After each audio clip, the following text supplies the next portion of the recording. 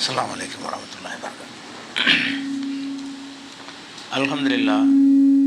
அல்ஹம்துலில்லாஹி நஹ்மதுஹு வ நஸ்தஈனுஹு வ நஸ்தக்ஃபிருஹு வ நஊது பில்லாஹி மின் ஷுரூரி அன்ஃபுஸினா வ மின் ஸய்யிஆத்தி அமாலினா மை யஹ்திஹில்லாஹு ஃபலா முதில்ல லஹு வ மை யுத்லில்ஹு ஃபலா ஹாதிய லஹு வ அஷ்ஹது அல்லா இலாஹ இல்லல்லாஹு வஹ்தஹு லா ஷரீக லஹு வ அஷ்ஹது அன்ன முஹம்மதன் அப்துஹு வ ரசூலுஹு அம்மா பஅத்.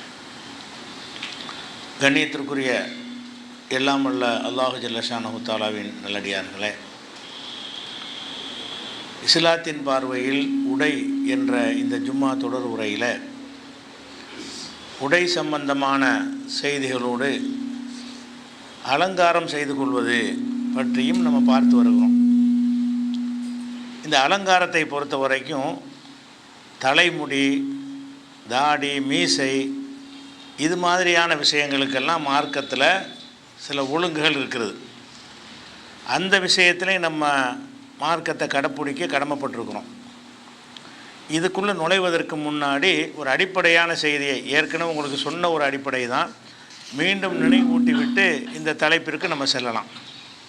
அது என்ன அடிப்படை என்று சொன்னால், நபிகள் நாயகம் ஸல்லல்லாஹு அலைஹி வஸல்லம் அவர்கள் வணக்கம் என்ற முறையில் தொழுகை, நோன்பு, தியானம் செய்தல் இது மாதிரியான விஷயங்களை அவங்க ஒன்றை செய்திருப்பார்களே ஆனால் அதை அப்படியே நம்ம எடுத்துக்கொள்ளணும்.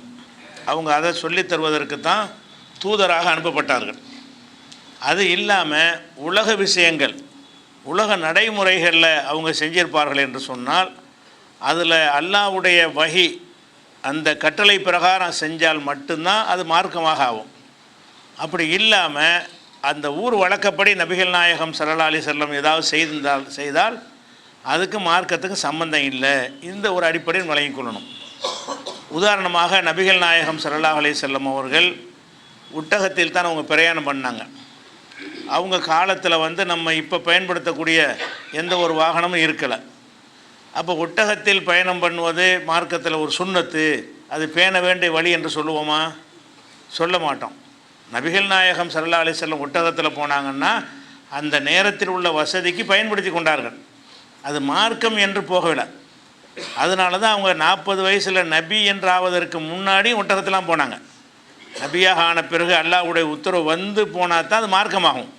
நபிகள் நாயகம் ஸல்லல்லாஹு அலைஹி வஸல்லம் ஒட்டகத்தில் பயணித்தார்கள் என்று சொன்னால் அவங்க 40 வயசுக்கு முன்னாடி ஒட்டகத்திலாம் பயணித்தாங்க. அவங்க மாத்திரம் பயணிக்கல, அவங்களுடைய எதிரிகளும் ஒட்டகத்திலாம் போனாங்க. எல்லா சமுதாயமும் அப்படி தானே இருந்தது. அந்த எல்லாருமே பழக்கத்தில் வைத்திருந்த ஒரு அடிப்படையில் தான் ஒட்டகத்தில் போனார்கள். அதை மார்க்கம் என்று என்ன செய்யக்கூடாது, சொல்லக்கூடாது. போகலாம், அனுமதி இருக்கே தவிர இன்றைக்கு நம்ம ஒட்டகத்தில் தான் போகணும், ஹஜ்ஜிக்கு போவதாக இருந்தால் ஒட்டகத்தில் போகணும் என்று சொல்லக்கூடாது.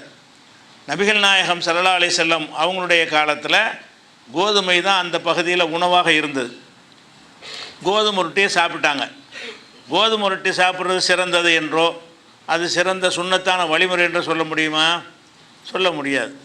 ஏன்னா அந்த கோதுமை ரொட்டி சாப்பிடுவது அல்லாஹ்வுடைய கட்டளை பிரகாரம் அவங்க செய்யலது. கோதுமை ரொட்டியை சாப்பிடுதல் என்பது அவங்க நபியாக ஆவதற்கு முன்னாடி 25 வயசில் 20 வயசுலையும் அதுதான் சாப்பிட்டாங்க. அவங்களுடைய எதிரிகளும் அதுதான் சாப்பிட்டாங்க. நபிகள் நாயகம் ஸல்லல்லாஹு அலைஹி வஸல்லம் யார் ஏற்றுக்கொள்ளவில்லையோ அந்த மக்கள் என்ன செஞ்சாங்க, அதே கோதுமையை தான் சாப்பிட்டாங்க. அப்போ கோதுமை சாப்பிட்டதுனால நாமளும் கோதுமை சாப்பிடுவது சிறப்பு என்று சொல்லக்கூடாது. அன்றைக்கு இருந்த உணவு என்ற முறையில் அவங்க செஞ்சாங்களே தவிர அல்லாஹ்விடமிருந்து வழிகாட்டுதல் வந்து செஞ்சால் தான் அது மார்க்கமாகும். அல்லாஹ்விடமிருந்து வழிகாட்டுதல் வராமல் அந்த ஊர் வழக்கப்படி பல விஷயங்களை அவங்க செஞ்சுருந்தாங்கன்னு சொன்னால் அதையெல்லாம் மார்க்கமாக நம்ம என்ன செய்யக்கூடாது, எடுத்துக்கொள்ளக்கூடாது. இப்போ நபிகள் நாயகம் ஸல்லல்லாஹு அலைஹி வஸல்லம் அவர்கள் சில ஆடைகள்லாம் போட்டாங்கல்ல, இந்த மாதிரி ஆடையெல்லாம் இப்போ இருக்கலை. இப்போ நம்ம போட்டிருக்கிற மாதிரி இந்த மாதிரி சட்டை, வகை வகையான ட்ரெஸ்ஸெல்லாம் போடுறோம்ல, இதுகள்லாம் அன்றைக்கி இருக்கலை. அதிகபட்சமாக ஒரு போர்வை மாதிரி பொருத்தி கொள்வார்கள், அவ்வளவுதான். கீழே ஒரு வேட்டி மாதிரி கட்டி கொள்வார்கள், மேலே ஒரு போர்வை பொருத்தி கொள்வார்கள். அதுதான் அனைவருடைய ஆடையாகவும் இருந்தது. இப்போ நபிகள் நாயகம் ஸல்லல்லாஹு அலைஹி வஸல்லம் அவர்கள் அந்த மாதிரி ஆடை அணிந்த காரணத்தினால் நாமும் இந்த மாதிரி சட்டையெல்லாம் போடக்கூடாது, நபி போட்டபடி நம்ம என்ன செய்யணும், ஒரு போர்வையை சுற்றிக்கிறணும் என்று சொல்லக்கூடாது. விரும்பினா போர்வை சுற்றிக்கிறலாம், அனுமதிக்கப்பட்டதில் வருமே தவிர அது மார்க்கத்தில் அது முக்கியத்துவம் வாய்ந்ததாக வருமா, அது சிறந்ததுன்னு வருமானா வராது. ஏன்னு கேட்டால் இந்த போர்வையை அவங்க பொருத்தி கொண்ட ஒரு விஷயம் இறை தூதர் என்று சொன்ன பிறகு தான் அவங்க செஞ்சாங்கன்னு இல்லை. அதுக்கு முன்னாடி அதான் செஞ்சாங்க. 40 வயசில் இறை தூதர் என்று அறிவிப்பதற்கு முன்னாடியே அவங்களுடைய வாழ்க்கையில் அந்த துணியைத்தான் அணிஞ்சிருந்தாங்க, போத்திக்கிட்டு இருந்தாங்க. அவங்களுடைய எதிரிகளும் அதான் செஞ்சாங்க. நபிகள் நாயகம் ஸல்லல்லாஹு அலைஹி வஸல்லம் எதிரிகளும் என்ன ஆடை வச்சுருந்தாங்கன்னா ஒரு போர்வை போத்திக்கிடுவாங்க. இந்த வகையானதெல்லாம் இப்போ கிடையாதுல்ல. அன்றைய காலத்தில் உள்ள வசதிப்படி எதெல்லாம் செஞ்சாங்களோ அதுகளுக்கு இஸ்லாமிய முத்திரை குத்தக்கூடாது. நபி செஞ்சிட்டாங்கன்னு முத்திரை குத்த பிரித்து பார்க்கணும். அது நபிகள் நாயகம் தொழுதாங்கன்னா அது வந்து ஊர் வழக்கப்படி தொழுகலை, அல்லாஹ் சொன்னபடி தான் தொழுதாங்க. அப்போ தொழுகையில் அப்படியே நம்ம ஃபாலோ பண்ணணும். தொழுகைக்கு பிறகு இதை ஓதணும் அதை ஓதணும்னு சொல்கிறாங்கன்னா இதெல்லாம் வழக்கப்படி வந்ததா வஹீல வந்ததா? வஹீல வந்தது.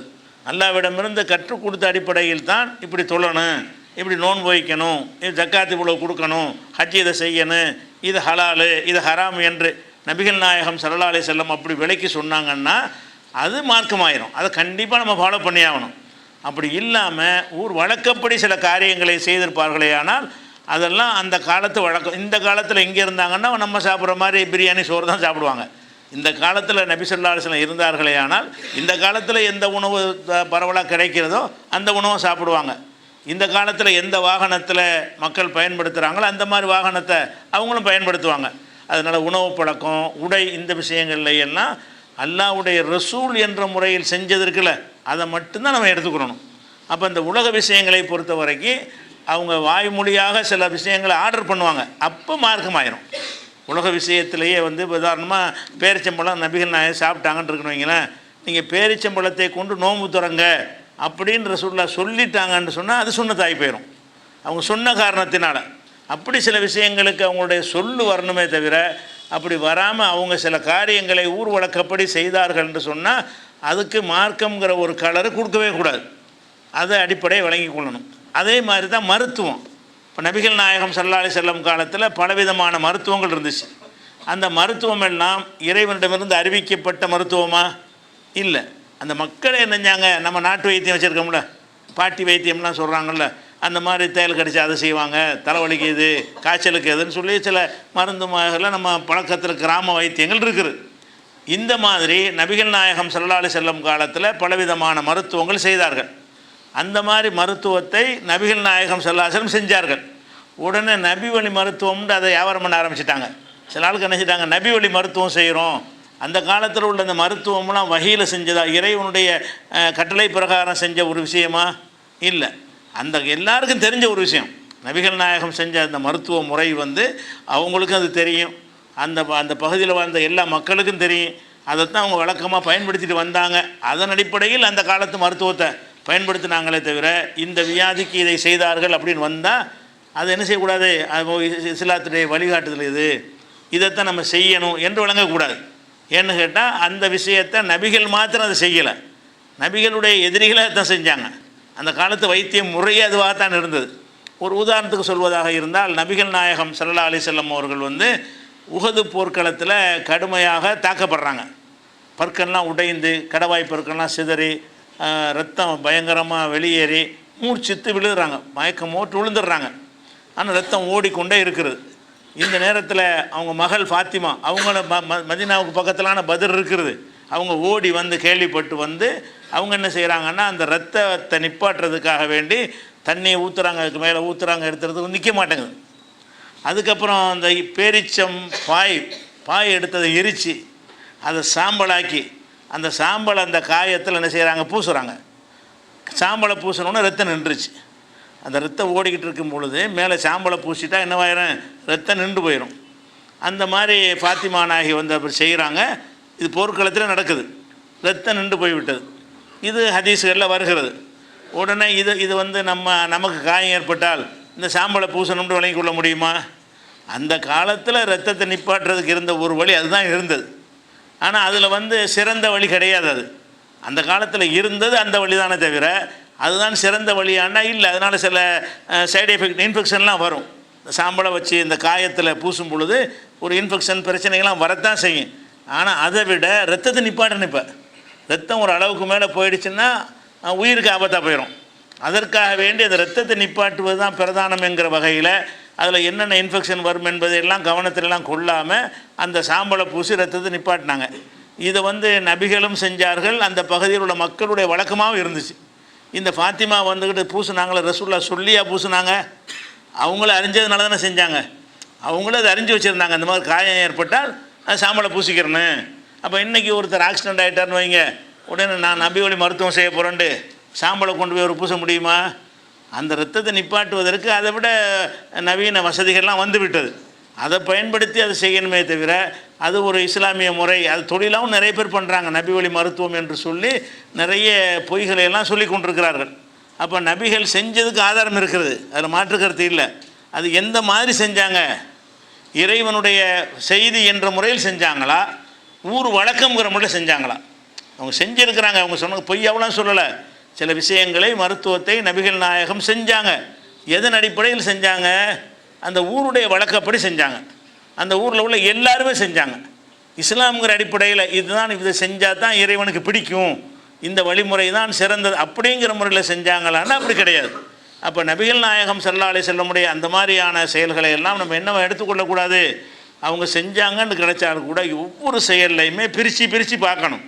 எப்படி பார்க்கணும்? இது இறை தூதர் என்ற முறையில் செஞ்சதா, அல்லது அந்த காலத்துடைய ஒரு வாழ்ந்த மனிதர் எப்படி செய்வாரோ அந்த மாதிரி செஞ்சதா, ஊருடைய வழக்கப்படி செஞ்சதா அப்படின்னு சிந்தித்து பார்க்கணும். சிந்தித்து பார்த்து ஊர் வழக்கப்படி செஞ்சதாக இருந்தால் அது மார்க்கத்தில் வலியுறுத்தக்கூடாது, அதுக்கு இஸ்லாமிய கலரை குத்தக்கூடாது. ஆனால் செய்யலாம். ஒருத்தர் விரும்பினார்னா சாம்பல் கூட பூசிட்டு போங்க, அதை தடுக்க முடியாது. ஒருத்தர் விரும்பினார்னா நான் ஒட்டகத்தெல்லாம் இங்கேருந்து போவேன், மக்காவுக்கு போவேன்னா போயிட்டு போகிறாரு, அதை நம்ம தடுக்கக்கூடாது, அனுமதிக்கப்பட்ட ஒரு விஷயம்.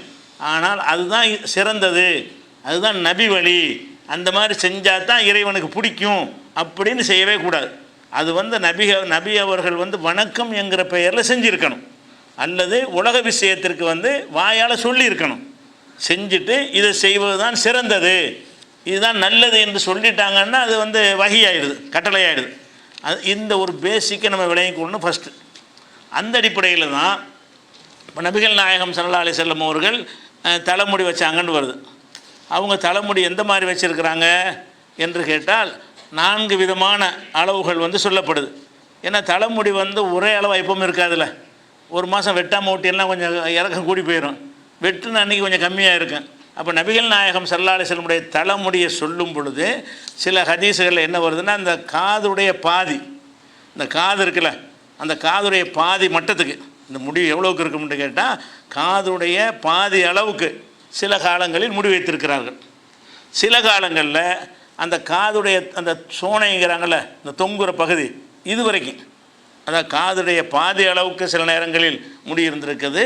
சில நேரங்களில் இந்த காது சோனை அளவுக்கு முடி வைத்திருக்கிறார்கள். சில நேரங்களில் தோல் புஜம் வரைக்கும் நல்லா இறங்கி அந்த முடி எங்கே வரைக்கும் வந்துடும், தோல் புஜத்தில் தொங்கும். இந்த தோள்பட்டை இருக்குல்ல, அந்த தோள்பட்டையில் தொங்கும் அளவுக்கு வைத்திருக்கிறார்கள். சில நேரங்களில் இந்த காதுடைய சோனைக்கும் தோள்பட்டைக்கும் நடுவில், காதுடைய சோனை விட்டு கொஞ்சம் இறக்கி தோள்பட்டைக்கு கொஞ்சம் மேலே, இப்படி 4 வகையாக அவங்க முடி வச்சதாக ஹதீஸ் இருக்குது. மொத்த ஹதீஸ் தேடி பார்த்தீங்கன்னா அவங்க தலைமுடி எந்த மாதிரி வைத்திருந்தார்கள்னு கேட்டால் நம்ம கிராப் வெட்டி கம்மியாக முடி வைக்கிறோம்ல, அப்படி வைக்கலை. நிறைவான அந்த காலத்து இந்த பாகவதர்லாம் வைப்பாங்கள்ல முடி, அந்த மாதிரி முறையில் தான் முடி வைத்திருக்கிறார்கள் என்று ஹதீஸில் இருக்குது. அந்த முடி சில நேரங்களில் வெட்டாமல் விட்டால் அவளுக்கு வந்துடும், வெட்டின அன்னைக்கு கொஞ்சம் குறைஞ்சி போயிடும். ஏன் 4 சைஸ் வருதுன்னு கேட்டால் யாருக்குமே ஒரே மாதிரி முடி இருக்காதுல்ல. ஒரு வாரம் கழிச்சா முடி கூடி போயிடும், அடுத்த வாரம் கண்டு இன்னும் கொஞ்சம் முடி அதிகமாகி போயிடும், போய் வெட்டிட்டு வந்தோம்னா மழை குறைஞ்சி போயிடும். அப்போ இதுமே அளவு இந்தளவு வச்சுக்கிட்டாங்க. இந்த காதுடைய பாதி அளவுக்கு வெட்டுனாங்கன்னா இந்தளவுக்கு வெட்டி விட்ருவாங்க. அது இறங்கி தோல் பூஜை வரைக்கும் வரும். தோல் பூஜத்துக்கு மேலே போகும்போது வெட்டி விட்ருவாங்க, தோல் பூஜை தாண்டுற அளவுக்கு வைக்கலை. இது நபிகள் நாயகம் ஸல்லல்லாஹு அலைஹி வஸல்லம் அவர்கள் தலைமுடி வைத்ததை பற்றிய விவரம். இந்த 4 விதமாக முடி வைத்திருந்தார்கள் என்றதை புகாரி, முஸ்லீம் உட்பட எல்லா நூல்கள்லையும் இந்த செய்திகளை நீங்கள் பார்க்கலாம். அப்போ இதை வைத்துக்கொண்டு இந்த 4 வகையில் முடி வைக்கணும்னு சொல்லலாமா? சொல்லக்கூடாது. ஏன்னா முடி வைக்கிறதுங்கிறதுக்கு அவங்க ஒவ்வொருத்தரும் ஒரு முடி வச்சுருப்பாங்க. நபிகள் நாயகம் அவங்க விரும்பினபடி தனிப்பட்ட விருப்பத்தின்படி அந்த முடியை வச்சாங்களா, இது மார்க்கத்தில் ஒரு உகந்த ஒரு செயல் அப்படின்னு வச்சாங்களா?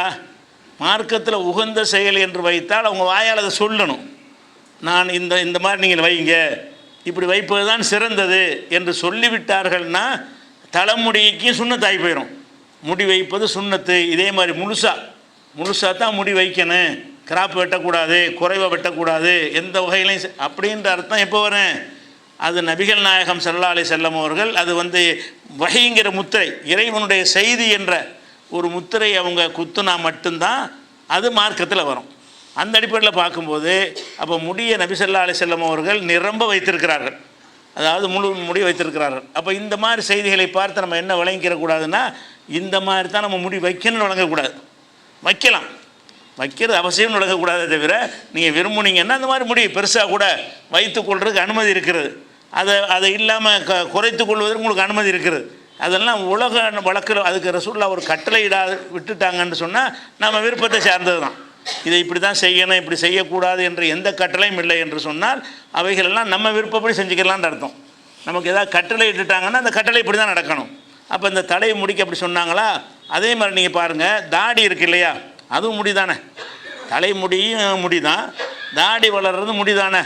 தாடி வைக்கிறது சுன்னத்துன்னு நம்ம சொல்கிறோம், அது நபி வழி, அது நல்லது, அது வைப்பது இறைவனுக்கு விருப்பமானது, அது நபிகள் நாயகத்தை பின்பற்றிய ஒரு நன்மை கிடைக்கும் அப்படின்னு தாடிக்கு சொல்கிறோம். தாடி முடி தான், தலையில் வளர்கிறது முடி தான்.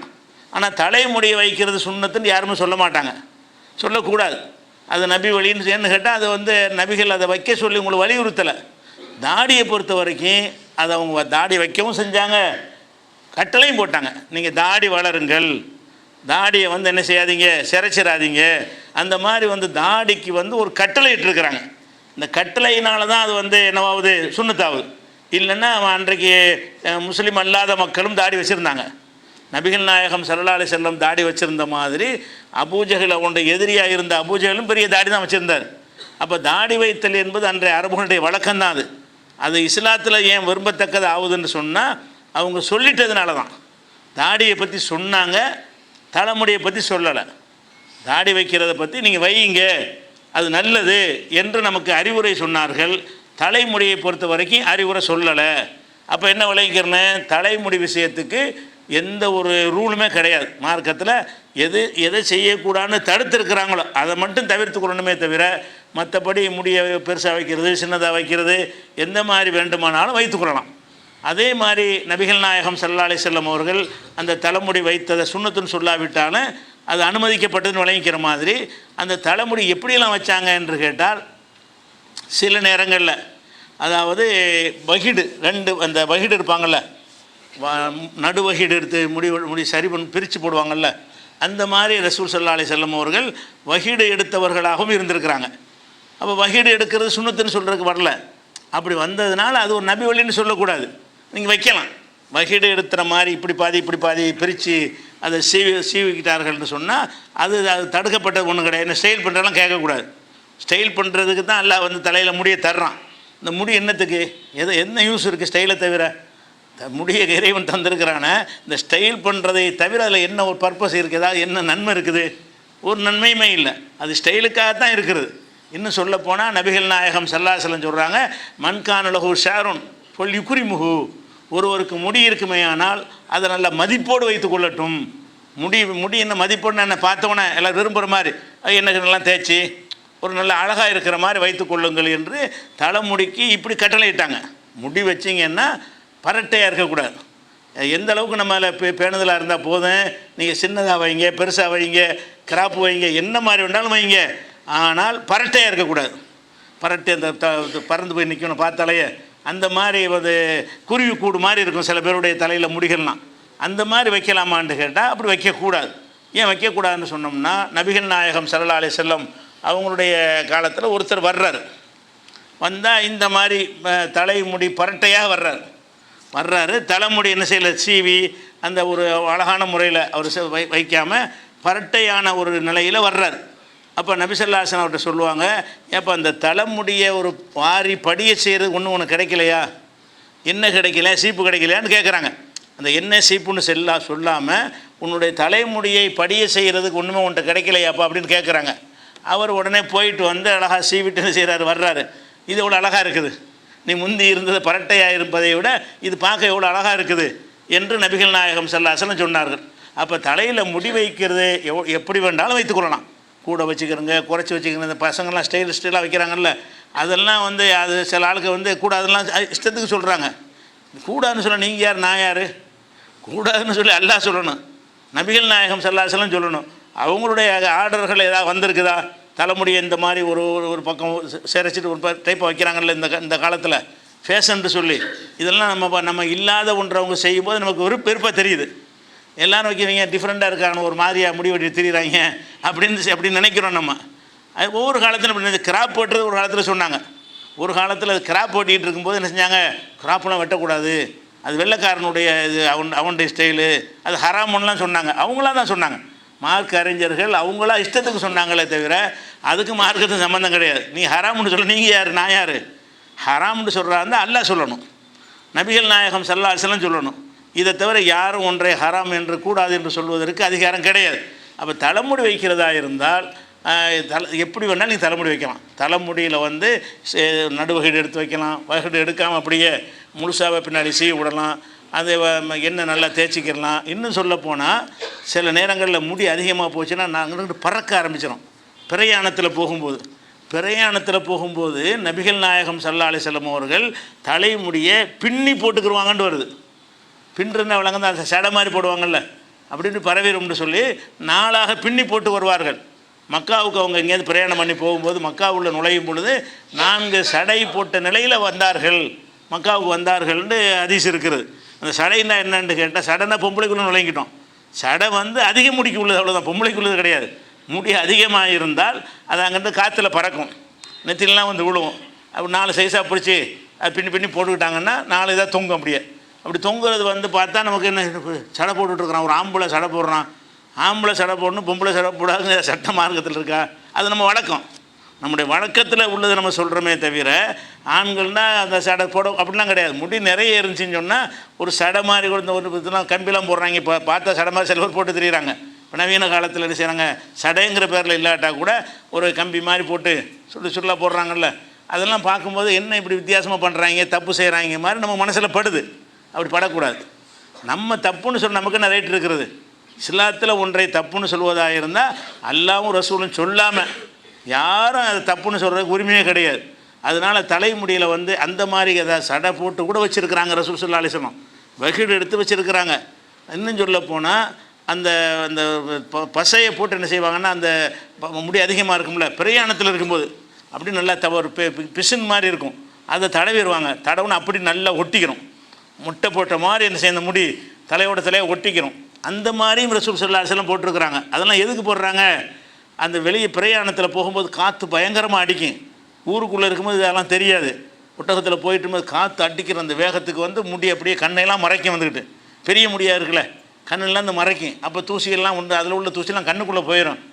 அதை தடுக்கிறதா என்ன செய்யணும், அந்த காற்றுல வந்து பறக்கக்கூடாது. காற்றுல முடி பறக்கக்கூடாதுன்னு என்ன செய்யணும், அதை பசை போட்டு ஒட்டணும்ல. அந்த காலத்தில் அதுக்குன்னு ஒரு கோந்து மாதிரி வச்சுருந்துருக்குறாங்க. இப்போ அதுக்கு ஸ்ப்ரேலாம் வருது. இப்போ இந்த காலத்தில் செய்ய முடி அதிகமாக இருந்துச்சுன்னு சொன்னால் அந்த ஸ்ப்ரே அடித்து அப்படி மடங்கிடும். அப்போ நவீன காலத்தில் ஸ்ப்ரே கொண்டு வந்திருக்கிறாங்க. அந்த காலத்தில் ஒரு கோந்து மாதிரி அதுக்குன்னு ஒரு பிசினை வச்சுருந்துருக்காங்க.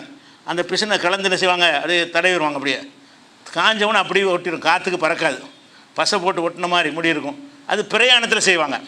பிரயாணத்தில்னா கடுமையான காற்று அடிக்கும். அந்த புகமெல்லாம் இப்போ கிட்டத்தட்ட ஒரு 50-60 கிலோமீட்டர் வேகத்தில் காற்று அடிக்கும்போது முடியே நிற்காது.